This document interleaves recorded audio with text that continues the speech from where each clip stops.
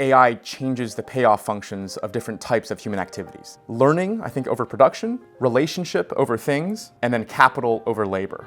Priest, prostitute, politician. There might be a demand specifically that the service be provided by a human being as opposed to a machine.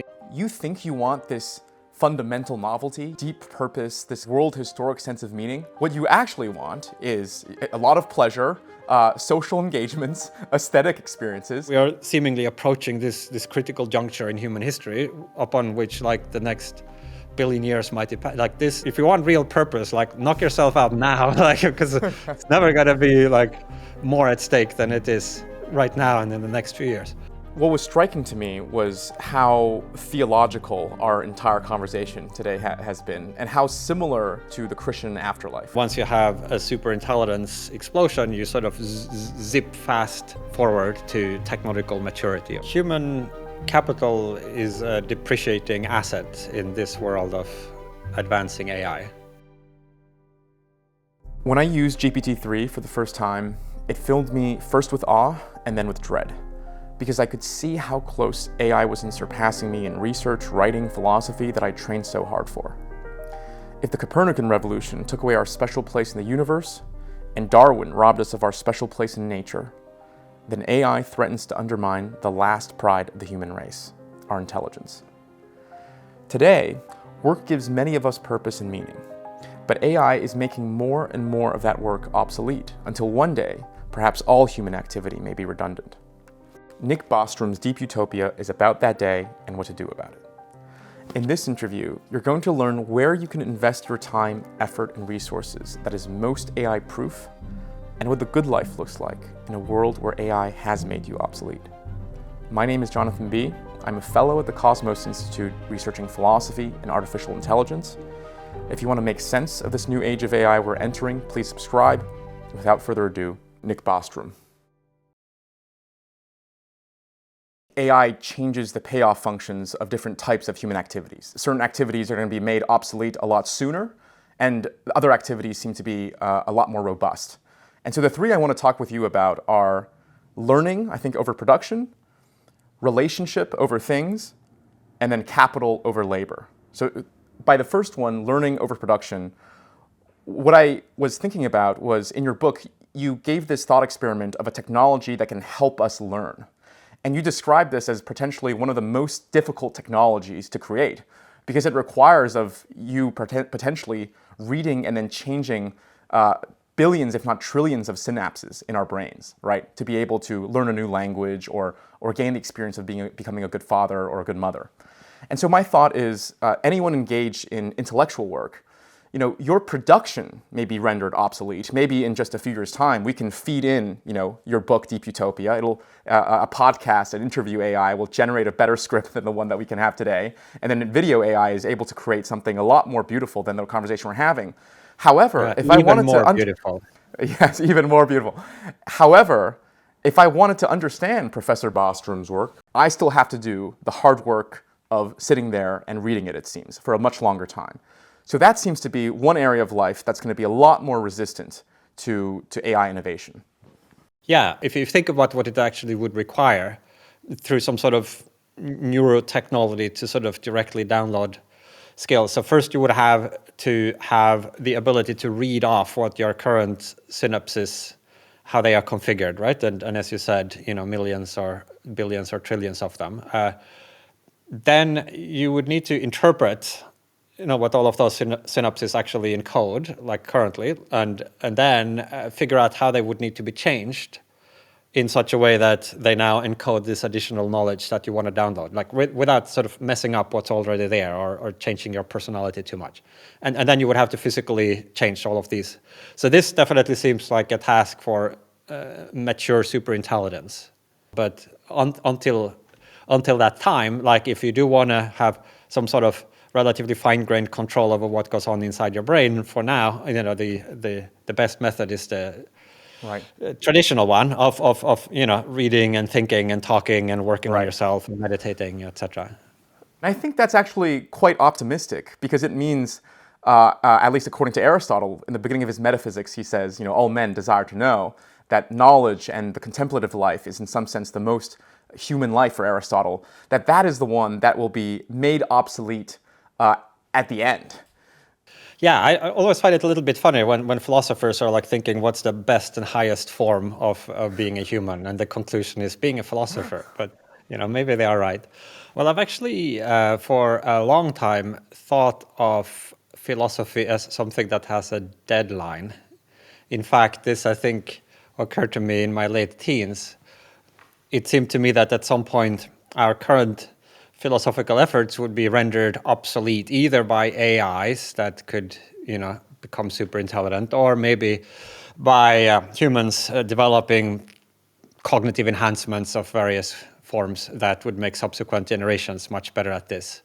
And so that rather than spending my time thinking about the sort of eternal questions of philosophy, it seemed more useful to focus on that subset of the questions in philosophy where it might actually matter whether we get the answer now as opposed to in a few hundred years.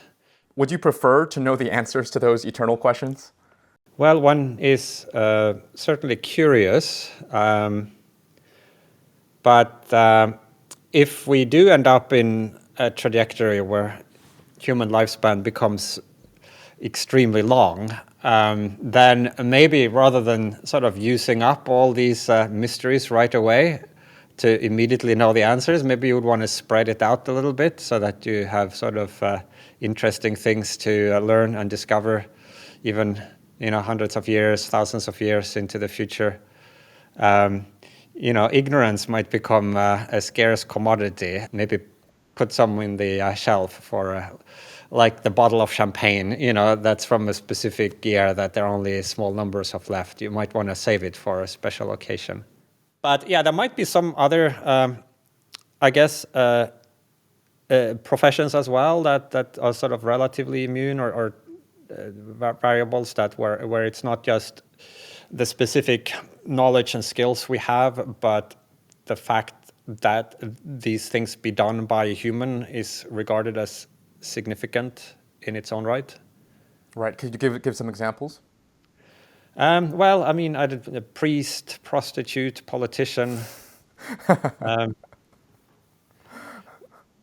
where there might be a demand specifically that the service be provided by a human being as opposed to a machine, even if the machine could have all the same functional attributes.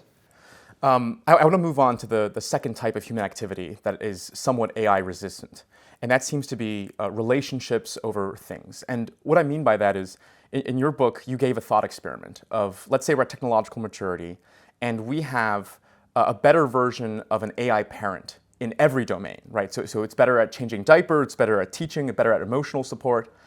I still would be willing to bet that most people wouldn't want to completely outsource their role as a parent. This could be even more resistant to even technologically mature AI, because what's constitutive to forming a relationship is that it requires, at least in our current view, two humans. Yeah, I think relationships is one of the more plausible places where we might find purpose that survives this transition to technological maturity. There is some value in honoring and continuing this existing relationship between two people.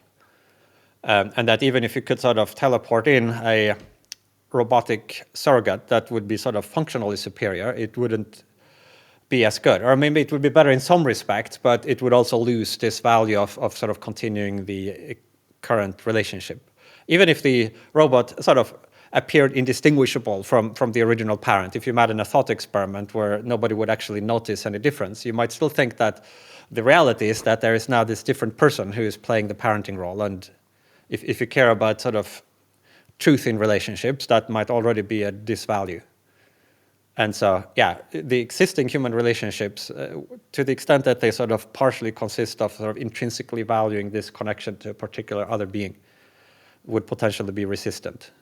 What are things in a child's education that are potentially made more obsolete given the current wave of innovation in AI?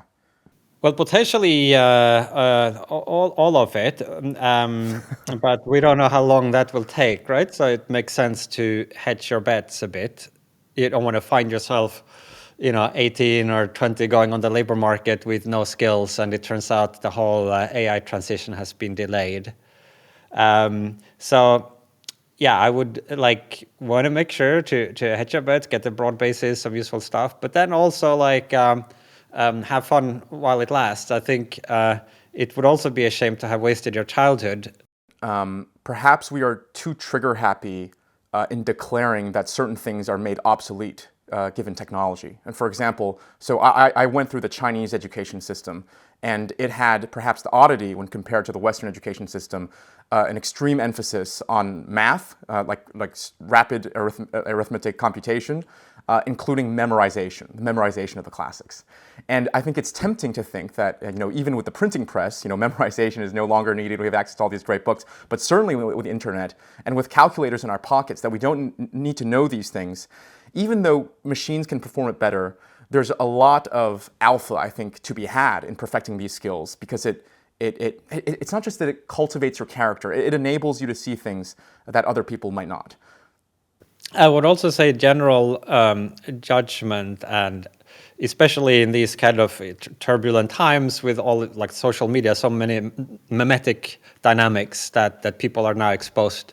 So having a kind of robust, cognitive immune system where you can sort of reflect yourself on what makes sense and what doesn't, and not getting swept up in whatever latest fad or cult or memes that are sort of bombarding you. I think that certainly is something I would also want to see.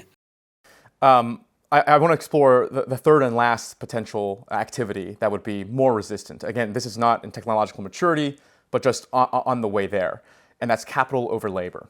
Because one anecdote you brought up is how shocks to the labor market throughout history have changed whether the disproportion of production going to capital or labor has shifted. And so, for example, post-Black Plague, one of the best times to be a peasant in human history, because so much of the labor force was called that they had a lot more bargaining or negotiating power. And so I think you hear these stories of them having holidays for half the year or something like that, because they had so much more bargaining and negotiating power.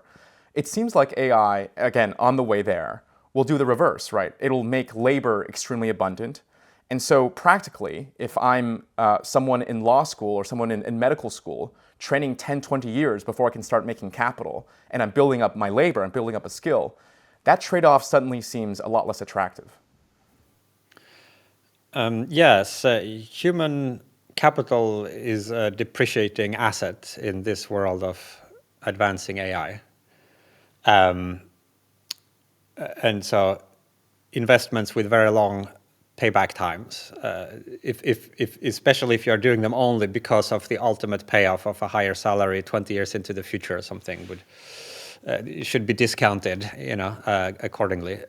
I mean, you would have to have scenarios where AI development takes longer, or where it gets so regulated that they can't perform these particular jobs. Let me read you a quote from your book. Keynes predicted that by 2030, accumulated savings and technical progress would increase productivity relative to his own time between 4-fold and 8-fold, and as a consequence, the average working week would decrease to 15 hours. As we approach 2030, the first part of Keynes' prediction is on track to vindication. The second part of Keynes' prediction, on the other hand, would appear to be about to miss its mark. If trends are extrapolated, while it is true that working hours have declined substantially, we are nowhere near the 15-hour work week that Keynes expected. Why do you think this is? Greed has triumphed over sloth. I think the reason is twofold. First, status competition. So we work hard to afford a whole bunch of things going well beyond our basic material needs. So we don't just want a car, we want a car that's nicer than the cars everybody else has, etc. And so that provides potentially unlimited demand, right, for more, because the bar keeps raising. And then I think the other factor, I think, is a kind of work ethics that is a fairly ingrained norm that it's sort of virtuous to be not just loafing on the sofa, but to sort of exert yourself. It's interesting because most people think that we've yet to approach this sort of post-scarcity world where all of our fundamental needs can just be met like that. But at least in the first world, North America, Western Europe, that seems to be far gone. Like most people are able to sustain themselves just fine. And so it seems like maybe it's less so greed that has triumphed over sloth, but vanity. Because now the reason that people work, I do think it's mostly this kind of social drive. Rousseau, I think, talks about this in his second discourse, where he kind of flips the view of the direction of scarcity. So in Rousseau's second discourse, in his state of nature, before civilization is formed, there's actually a state of natural abundance. Not because the productive capacities are actually increased, but because people don't have these social vain in Rousseau's perspective, vain desires that civilization has cultivated. But it's actually in civilization that scarcity increases. Again, not because of the amount of things that have diminished, but the amount of new desires that have been born. Yeah, I mean, I think there is a form of scarcity that has been quite pervasive through human history and prehistory, even aside from civilization, in that there were many things that were really needed in some sense, but not available to most people, or indeed any people. Say, like quality healthcare. If you were a hunter-gatherer and you got sick, maybe you could rub some leaf, but there are a lot of conditions that couldn't be fixed that way, and occasionally there would be periods of famine as well. Maybe that you get the cold season or something else, and so I think it's kind of to some extent been endemic up until a couple of 100 years ago, and in many parts of the world until more recently, or still today. We've been in a sort of approximately Malthusian condition. So yes, there has been various advances in productivity and all kinds of technologies, over thousands of years, but whenever the economy grew by 10%, the human population also grew by 10%, and the average income still hovered around subsistence, with some fluctuations. And I think it was really only in special circumstances, like you mentioned, in the aftermath of the plague, where there had been a great culling, or maybe people discovered came to a new island or a resource where there were no humans yet. Like for a period of time, they could enjoy plenty. And then since the Industrial Revolution, where economic growth has been so rapid that population growth, although it has been high, hasn't been able to keep up, that you have been able to sort of have increasing average incomes. So we talked about AI right now and the current trends we're seeing, but now I want to move into the heart of your book, which is what you described as deep utopia, full technological maturity. And as a brief overview for our listeners, this is where AI far exceeds human capacities in almost all tasks, where we can simulate virtual experiences to be indistinguishable from the experiences we experience now, where the world is plastic, that anything materially that can be done within the realms of physics, that we have that technology to do, but also that we ourselves are plastic, right? So in this deep utopia, you described how, for obvious reasons, work other than the types of work you described, priest, prostitute, and politician, other than jobs that constitutively require humans, are already made redundant.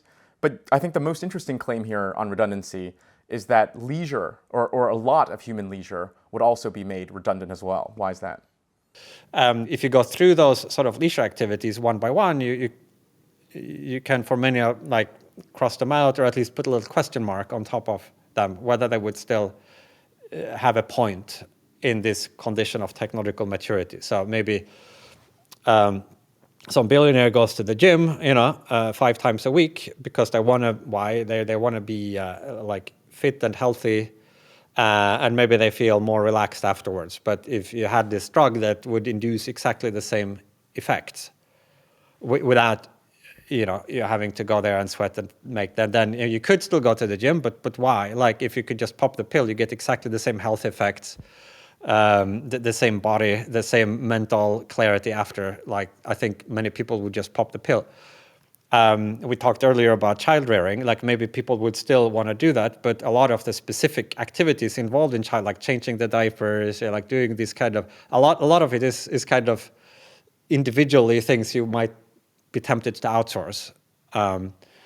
And then you can go through leisure activity by leisure activity. And I think many of them would lose their original purpose at technological maturity, and then if you did them, it would have to be for some other reason. Generally speaking, I think you would have a kind of post-instrumental condition, where to a first approximation, there would be nothing you would need to do in order for something else to happen, because there would be a shortcut to the other thing. You could sort of press a button or like request your AI or robot to do that thing, and you wouldn't have to exert effort yourself to get that outcome. And so all the things we do for those instrumental reasons would drop out of the picture, maybe with some like class of exceptions. And so I think this is the most interesting insight in your book, which is even if we solve all of the tremendously difficult problems around alignment, around all the other issues that you described in your various other books, and we get to the maximally good state, right, where politics, society, and AI is purely working for us, it's still, in some sense, difficult to imagine what a good life looks like, because it's so different from how we conceive of a good life today. And so when so much of work and so much of leisure is made redundant, what is the best type of life one can live in such a utopia? Well, it's actually quite challenging to really envisage a great, because, you would risk undermining a lot of the things that currently give meaning to life, and you would feel almost at a loss. There's this kind of, do we just become these kind of amorphous, drugged out pleasure blobs, or what, and then it might seem quite alienating and unattractive. I think, though, that if you push through that, I think there is a there on the other side of something that actually would be very worthwhile. So in your book, you described 5, let's call it moats of defense for a life in deep utopia. And I found this sort of way of framing it as already very interesting, because you think of, in utopia, you're not defending things, right? But you are defending here because of how difficult it's to imagine a good life here. Hedonic valence, experience texture, autotelic activity, artificial purpose, and social cultural entanglement. These will become, in your view, the pillar of the good life once you push through, as you describe it. So can you give us an overview of what each of these means? The first one being hedonic quality. So this is basically the observation that we could have a lot of pleasure in utopia. Pleasure in the wide sense, not just kind of physical, but mental, like enjoyment. Like you could actually immensely enjoy every hour and every day of life to degrees that are like at least would match the sort of the peak current human experiences, perhaps go a lot beyond that. And it's easy to sort of dismiss this because it's like a philosophically boring point. I mean, it's kind of trivial that when you have this advanced neurotechnology, you could do this.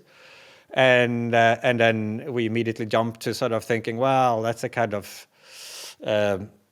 degenerate existence. We think of junkies, and it's like not really but like actually, it I think is super important, maybe the most important, and this on its own might make it very worthwhile to swap out the current world for the. I mean, I should say there is also a sort of -1th mode, which the book doesn't talk very much about, but is super important, which is just to get rid of the negatives that currently plague the human condition, which is like immense and terrible. But here we are thinking about what could you do more than just kind of getting rid. And so there, just this hedonic well-being, like that every day could actually be an immense delight.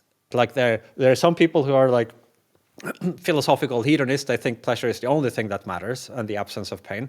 So for them, that's kind of case closed at this point, right? But there are other value systems that maybe think pleasure is a good thing, but there are other good things. So let's see what we can add to just mere hedonic well-being. And so then the second one is experience texture. We observe that not just can these utopians have great level of enjoyment, but rather than just being sort of dazed out junkies that have a diffuse, confused sense of pleasure, they could like attach this pleasure to valuable experiences, like say the appreciation of beauty,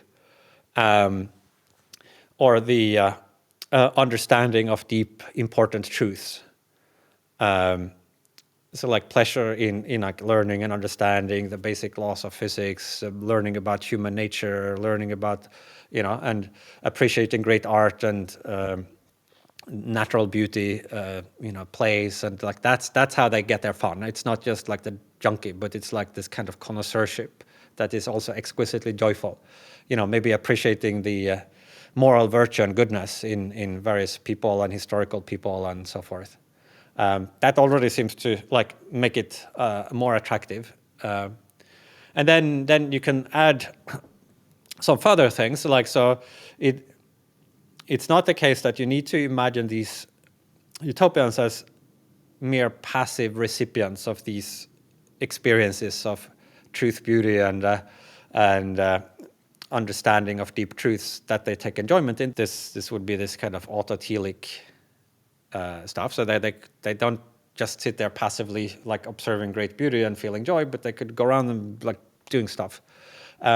Artificial purpose is purpose that we create in order that we are then able to engage in purposeful activities. So you could set yourself some maybe arbitrary goal, and then once you have that goal, then if you select that goal in a suitable way, you could then have instrumental reasons to engage in various efforts to achieve it. So the key here is that the goal you set yourself has to be sort of constitutively such that it calls on you to make an effort rather than for you to press the button to have the robot do it.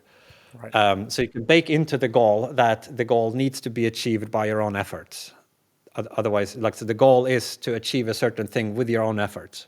Then if you have that goal for whatever reason, then now you have purpose, because the only way you can achieve your goal is through your own efforts. So we can think of this like the paradigm case is kind of various forms of games where maybe you decide to play a game of golf. There was previously no reason why the ball would have to go into a sequence of holes. It's like a completely arbitrary goal, but you adopt that goal, and now you have a reason to try hard to hit the ball in exactly certain ways to achieve this goal. And you could generalize that. You could have much more complex games with, multiplayer, multimodalities, like, extending maybe over years, and that could then give you purposeful activity, not just activity.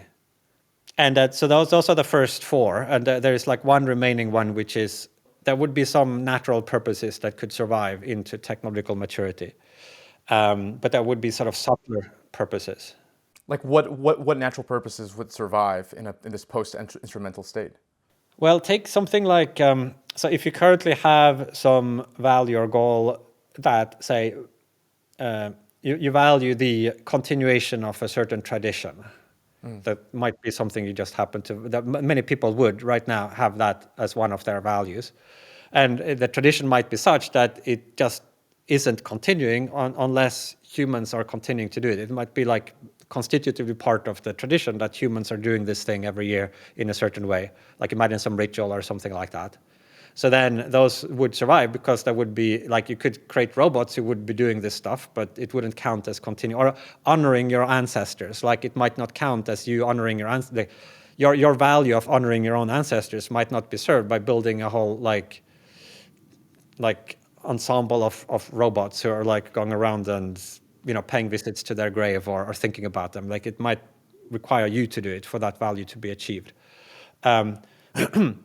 More broadly, I think various forms of social entanglements where, we touched upon it a little bit earlier when we discussed parenting, where if there is this existing relationship between a child and a parent, and part of what is valuable about that is that it's these particular individuals who are relating in a certain way, then that could also give you a natural purpose, even at technological maturity, to continue to do certain things and interact in various ways with your child.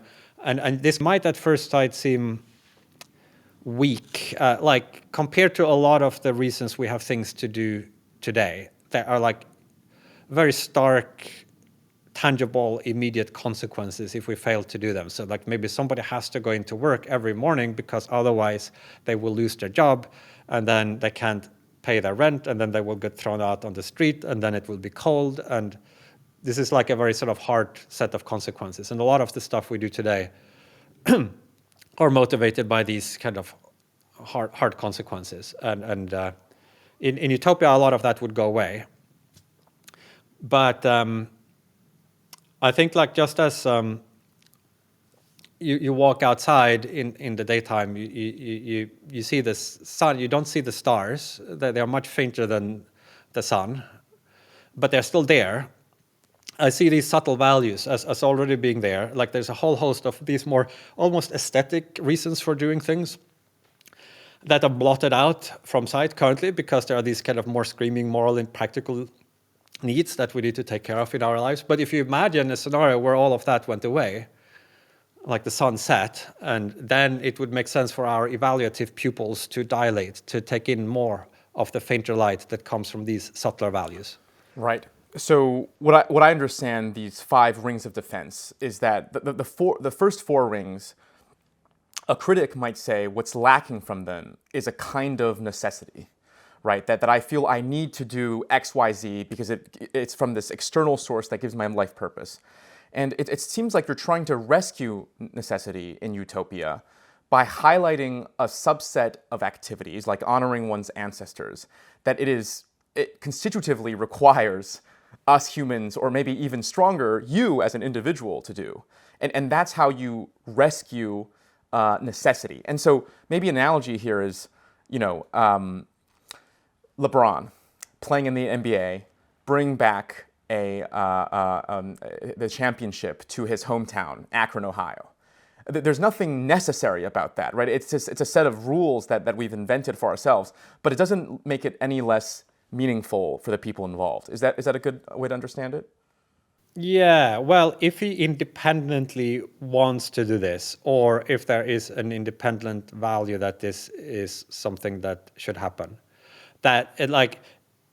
if it were a case that he just set himself this goal, because otherwise what should I do all day long, and then like he convinced himself to pursue it, then it would be an instance of the 4th artificial purpose. Right. But if there's like some independent reason that was not just created in order that somebody has something to do, then it would count as a natural purpose. Right. And in this example of LeBron winning the championship for Cleveland, it would be something like the recognition and expectation of his family and friends and the whole city that he grew up in. Would that be a good example of something that would make this social cultural entanglement instead of artificial purpose? Yeah, so that would give him a real reason to do this if people continue to want that to happen, and if he cares about what other people want or what they will think of him. So it seems like social cultural entanglement relies heavily on the economy of recognition, right? What people desire, what people give honor to, and what people give esteem to. Do you think that humans will start esteeming the recognition of non-human agents? And maybe we're already starting to see the genesis of this, where there are these dating bots that have already existed. And right now it's only appealing to people who are struggling to form real human relationships. But I remember there was one dating bot that after they changed the algorithm and the dating bot behaved nothing like what they previously behaved like, the people were in tears, as if a real family member had died. So it seems like if eventually we think that we'd care as much about artificial recognition as human recognition, then a lot of these social cultural entanglements would be threatened, because presumably we can tell with a robot what to recognize or what to give esteem to. Yeah, that's right. So you could have these future social entanglements with various forms of digital minds, but you have a kind of legacy. So if now you care about certain people, like you might not want, even if you had some brain technology that could sort of extirpate that care and implant a different care, or like so you maybe like somebody who's kind of fate of falling in love with the wrong person, but it might have been better if they had fallen in love with somebody else, but once they are there, they are there.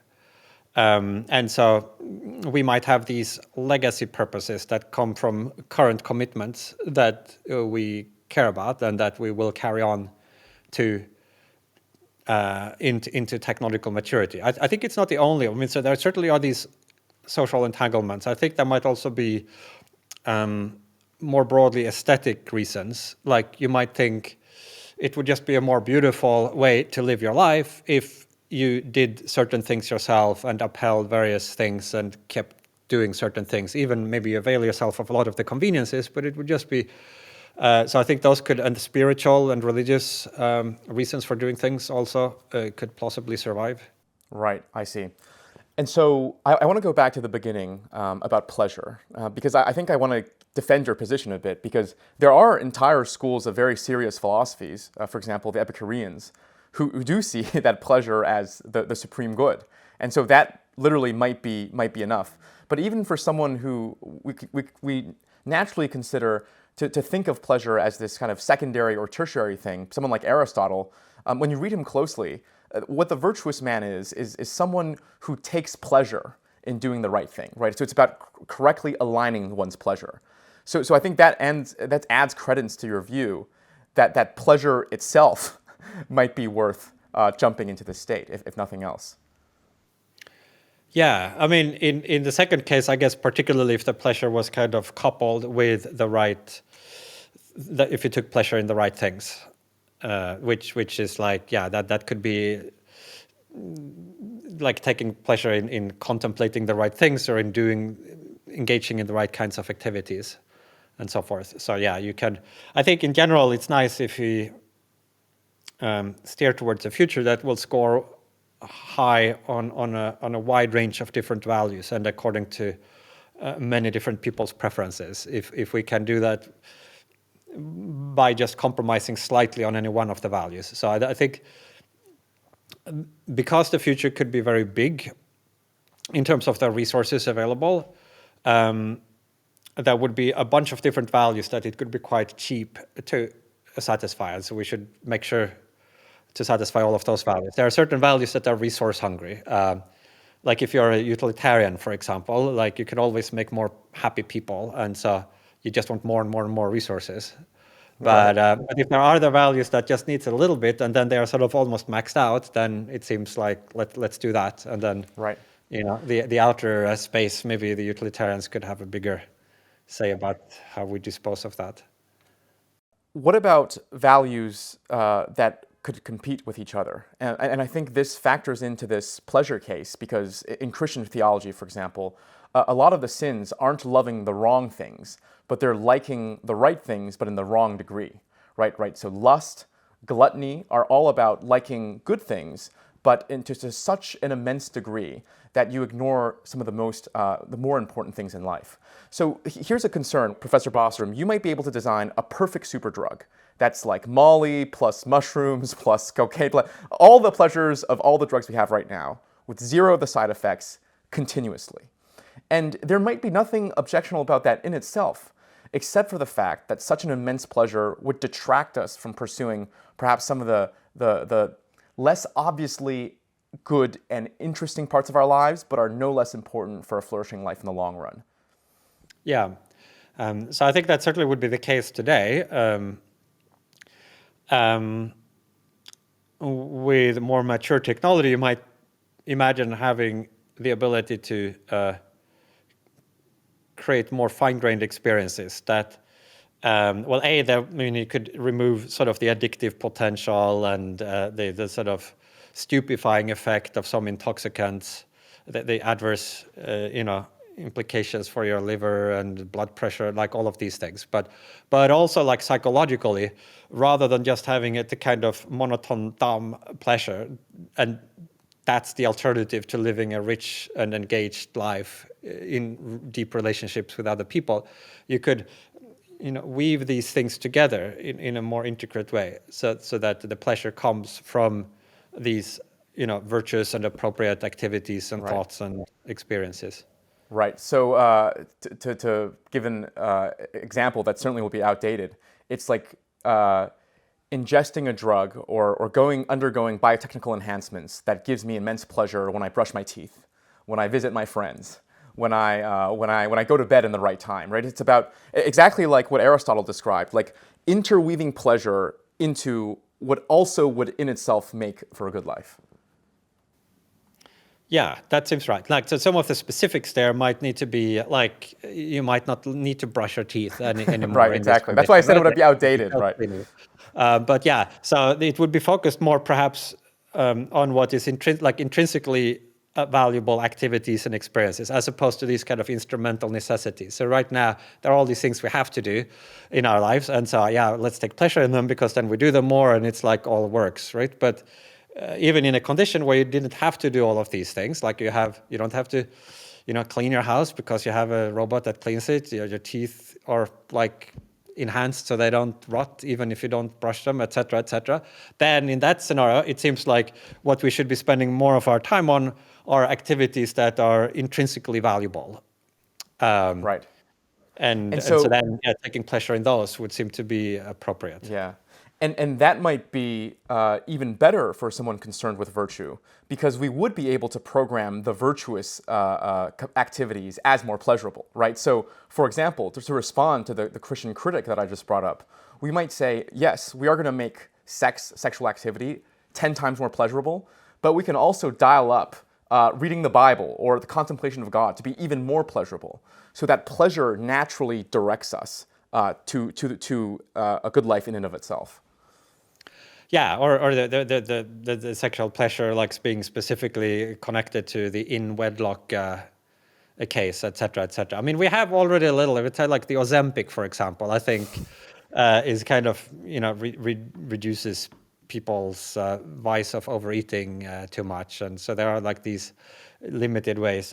Now, there might be sort of harder trade-offs. So there might be certain values that, for example, maybe it would be perhaps appropriate for these utopians occasionally to remember the earlier times and the horrors and tragedies of history, and maybe feeling sad and mournful when they kind of contemplate that. Maybe they would have, like, I don't know, like imagine an annual ceremony where you try to think of all the people who died before they ever got to experience this, and with some beautiful ceremony to honor the Right. And then maybe you don't want to have certainly certain forms of pleasure would seem to be inappropriate, and maybe you would need to actually have sadness or maybe some kind of bittersweet. I don't know. There's a huge design space here that hopefully they could sort of work out. I see. One thing that seems to be threatened, even with these 5 modes of defense, is interestingness, right? Not living a boring life. Because the challenge is you could be amortal. You could potentially live forever until something catastrophic happens to you. Is there any defense for a boring life, given of how long we'll live? First of all, there's an even more basic distinction here between subjective boredom and objective boringness. So the subjective boredom is just you feel bored. That certainly could be abolished in a solved world, like through the same kind of neurotechnology that we have already discussed. And we have to be careful that that doesn't sort of infect our intuitions about the objective boringness or interestingness. Constantly remind that's already a big chunk of what we normally associate with things that are boring or interesting. All these people in Utopia could be totally fascinated all the time and just be completely immersed and find this, like, every fiber of their being is just like, wow, this is sort of cool and interesting and I want to dive in, right? So that's already there. But if we're talking about this objective, so the objective notion of interestingness is a little bit harder to pin down.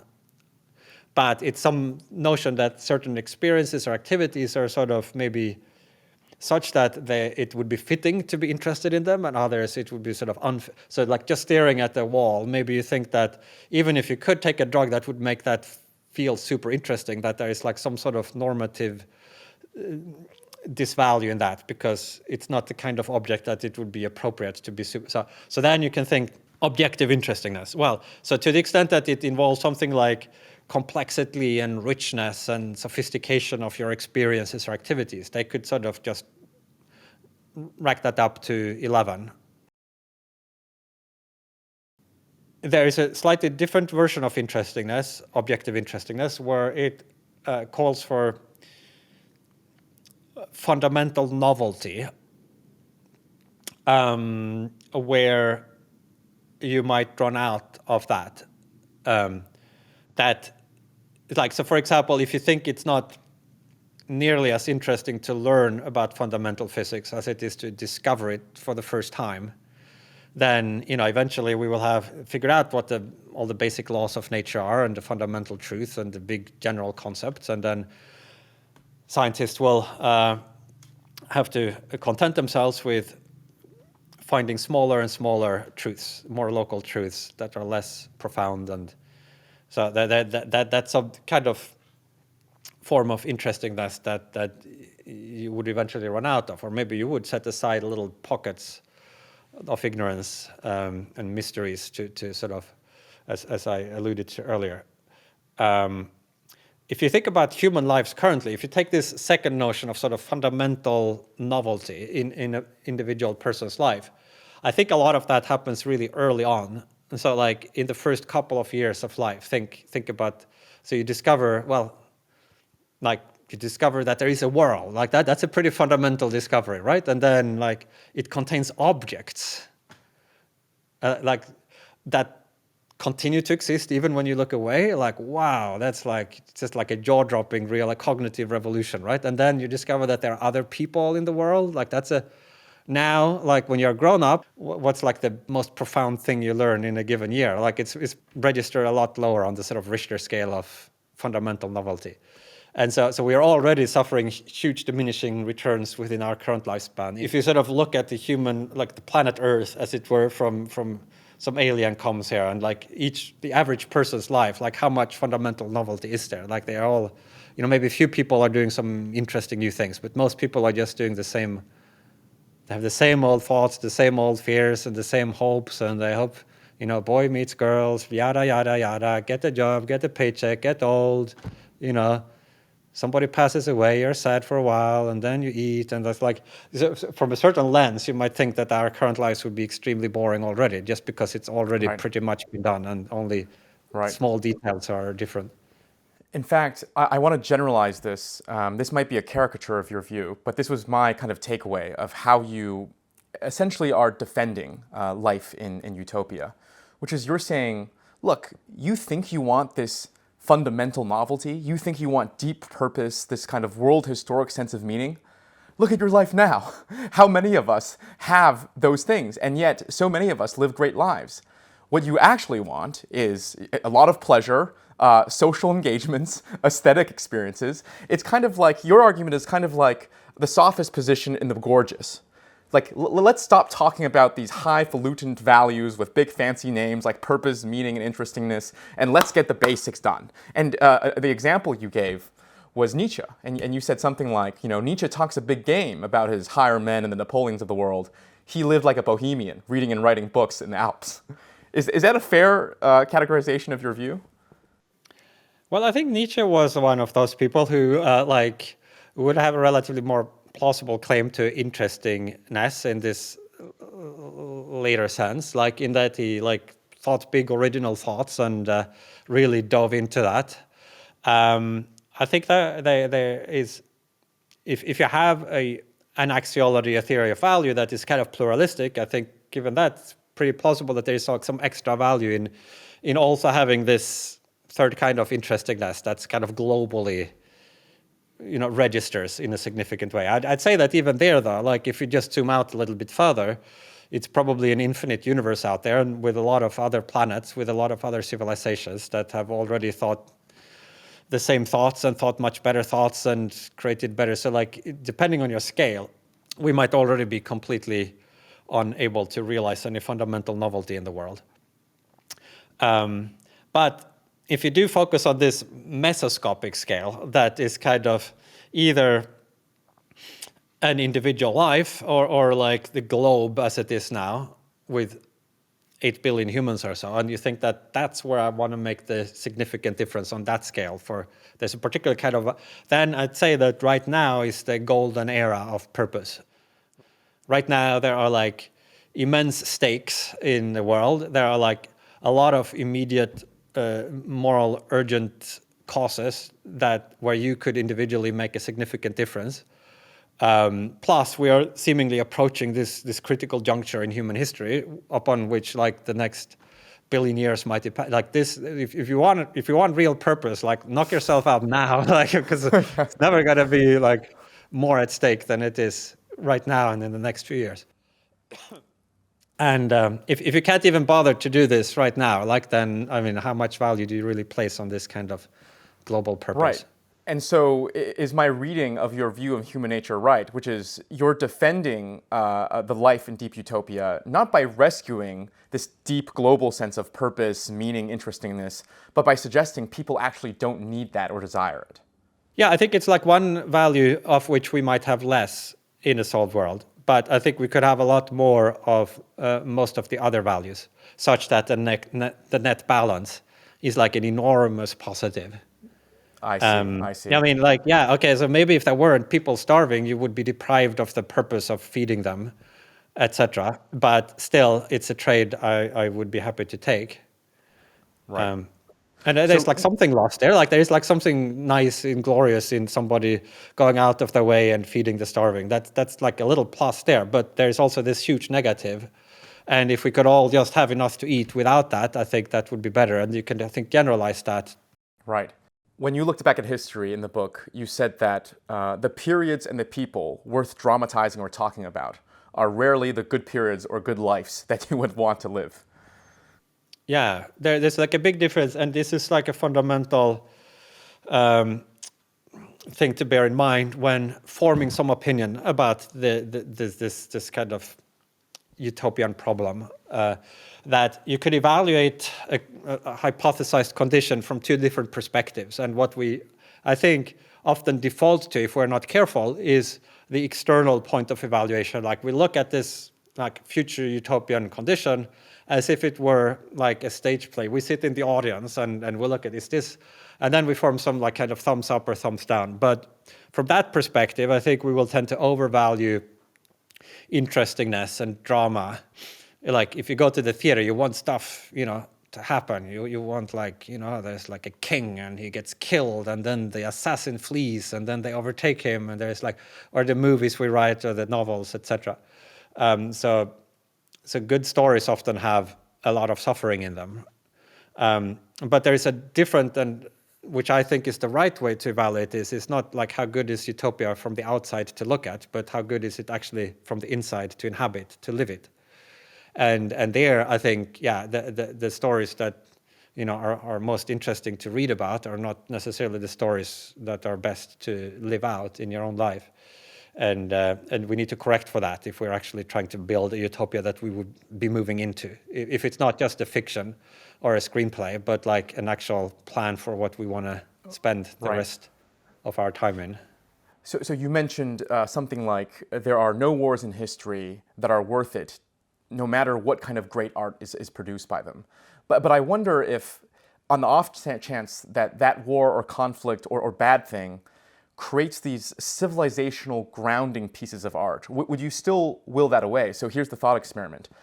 Ex ante, I think you would say no Trojan War, right?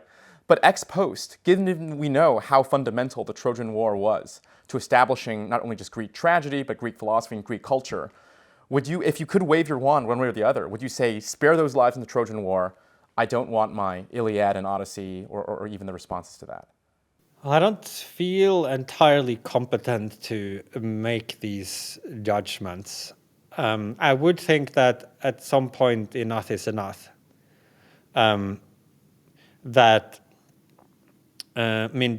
We've had a lot of wars by now, and we've had a lot of people dying for various causes and suffering horrible fates, and maybe there's a certain kinds of value that can exist in human style life, and but if you think about this, do we want so maybe you want another few decades, another few hundred years, another few thousand years, but like 100,000, we need 1,000,000 years more of these like two-legged creatures running around here and killing one another and getting cancer and like having headaches and stuff. Like at some point, I think we want to maybe unlock the next level and say, well, if there are values in some of these tragic and beautiful things, like it might not scale with the number of instances of the tragic and beautiful. Like having 10 tragedies doesn't create 10 times as much beauty value as one. And so it's the kind of value that seems to saturate. Right.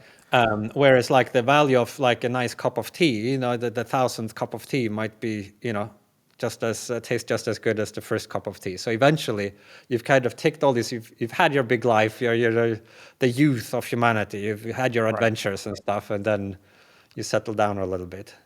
I like that analogy. I think there might be different kinds of adventures that might be a lot more interesting in many ways. It's just that maybe they involve less suffering in this scenario. So, other than this global sense of purpose, meaning, global sense of stakes, global sense of novelty and interestingness, is there any fundamental set of human values that will not be fulfilled in this utopia or be fulfilled worse than currently? I think a lot of them have some connection with this, this sense, the purpose and meaning that they seem to be particularly threatened by the affordances of a solved world. Depending on your kind of more spiritual and religious views, there could be, I guess, additional constraints there in terms of what could be achieved in a solved world. And then this kind of fundamental interestingness of the form that requires novelty on a global scale, not a cosmic scale, not on a sort of day-to-day scale, but on the sort of scale of planet Earth. That right. Also might just be so many times you can discover, like you can discover relativity theory once, the theory of evolution once, and then there right. might be 50 more discoveries of that magnitude that you can make, and then after that it starts to dwindle. Right. So that would be another example. And I think that's a very interesting insight on human nature, which is that humans are the type of creatures such that one of our core values requires us to be in a fallen world or in an imperfect world, right? Meaning this kind of global sense of scale, purpose, or novelty.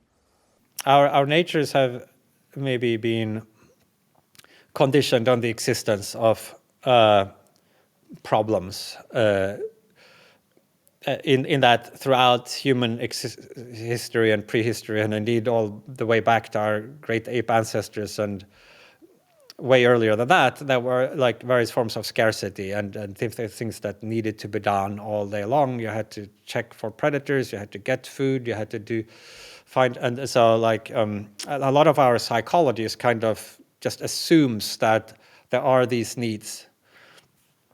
And we see a little bit of how problems can arise when that is no longer the case today with obesity, right? So we have kind of psychologically evolved in a way that assumes that food is scarce and you need to try to find it and grab it when you can and stuff yourself as much as possible because maybe tomorrow there won't be anything to eat.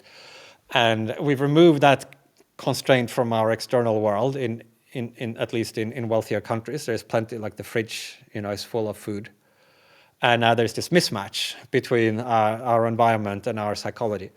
As we move to technological maturity, that little crack could open up much wider, and there could be a huge mismatch between what our sort of evolved psychological nature is and what the environment actually demands right. of us.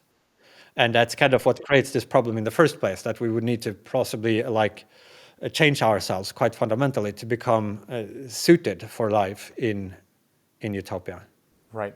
So here's a proposal about rescuing the sense of at least perceived global purpose, global novelty, global meaning, global stakes, which is to wipe off our memories and then go into a VR simulation that is indistinguishable. Now, obviously, the philosopher's objection is laid out in the experience machine, right? Where the conclusion is that you wouldn't want to enter into such a machine, even if you couldn't tell, because it would be unfitting, that there's something objectively bad about it, even if the experiencer doesn't know. But correct me if I'm wrong, I believe there were subsequent variations on this experience machine thought experiment that said, but what if I told you that you live in an experience machine now, would you want to pull out? And I believe the intuition is that you wouldn't want to pull out. And so what people are really after isn't fittingness to objective reality, but it's a kind of familiarity.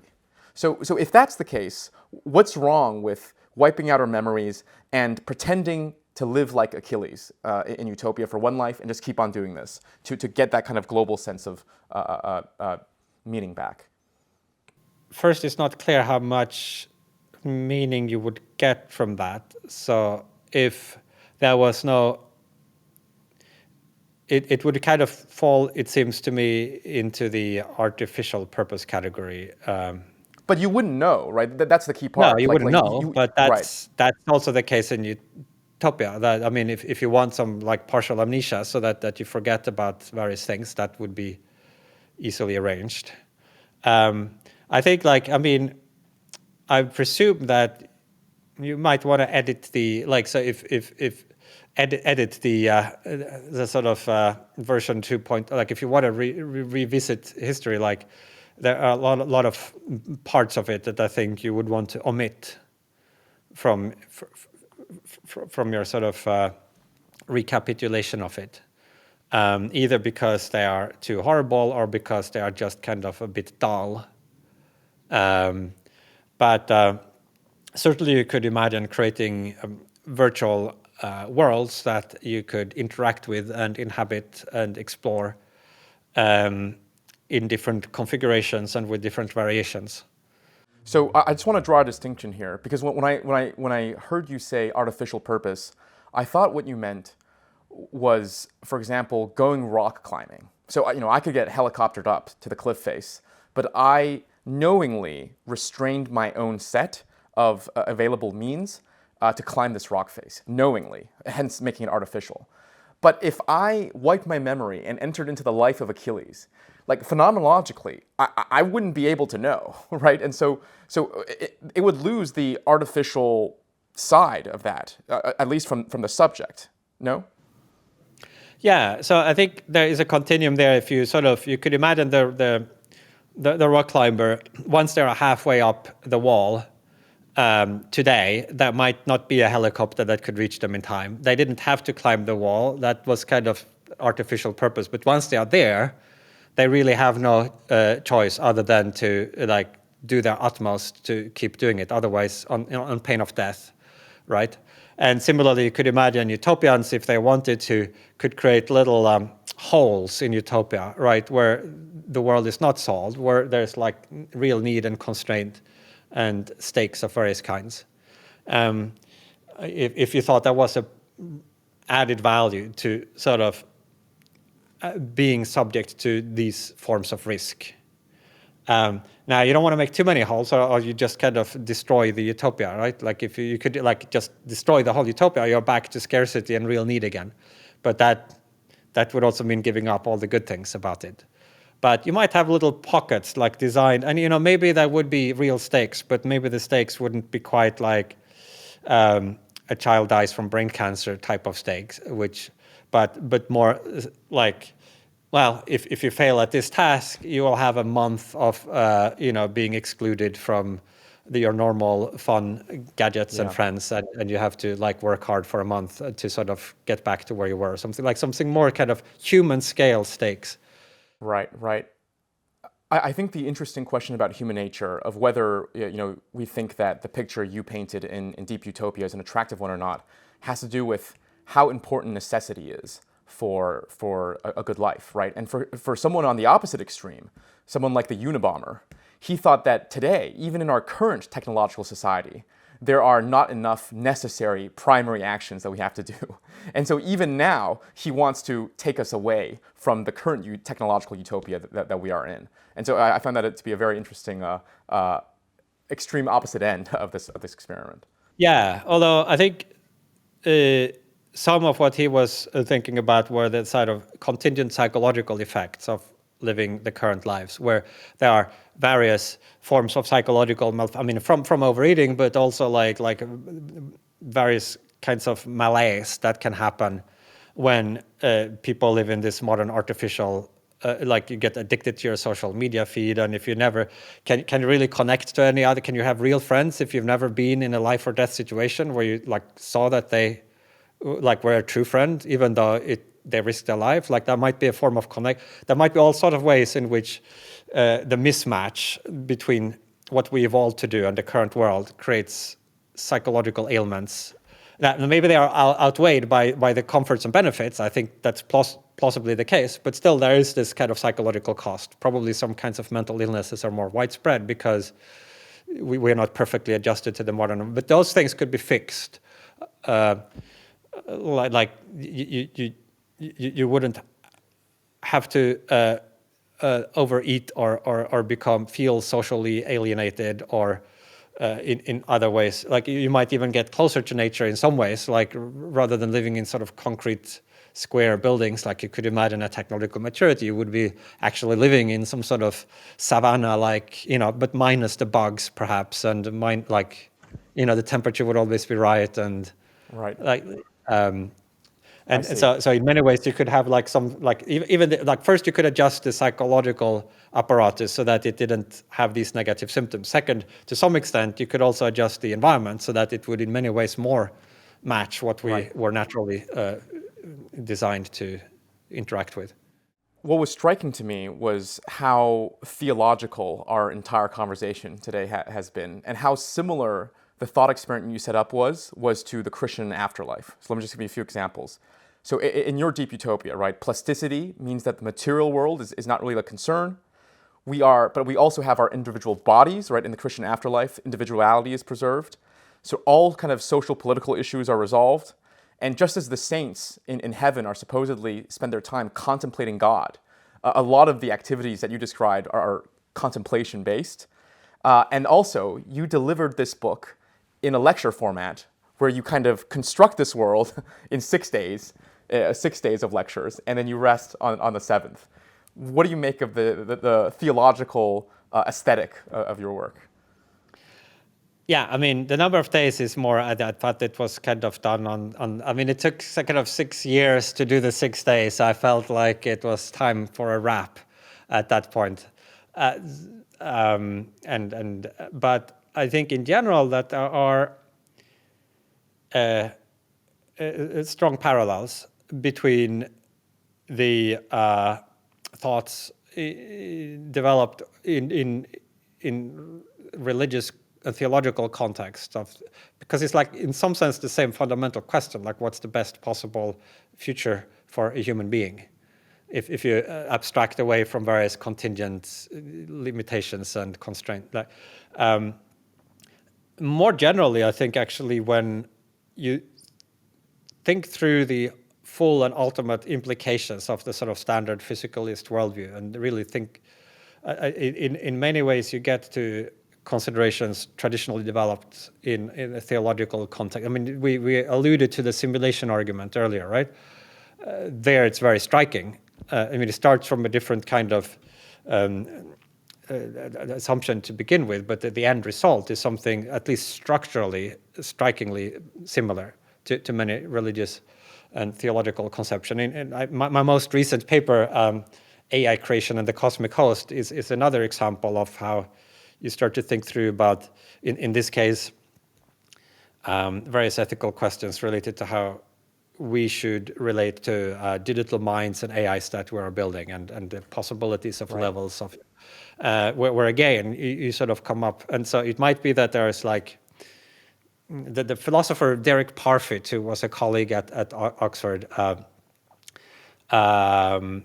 he had this metaphor in his work of a big mountain, and he did work on metaethics, and he had this view that different approaches to metaethics, sort of consequentialism and deontology, they were kind of climbing the same mountain from different sides, and that when you thought through each one to its kind of purest and clearest form, that they would sort of converge at the peak. And I think maybe there's like some similar phenomenon where you have a big mountain where people have been climbing it from the theological side, and if you climb it far enough, high enough from the naturalistic side, maybe you get to a similar conclusion in the end.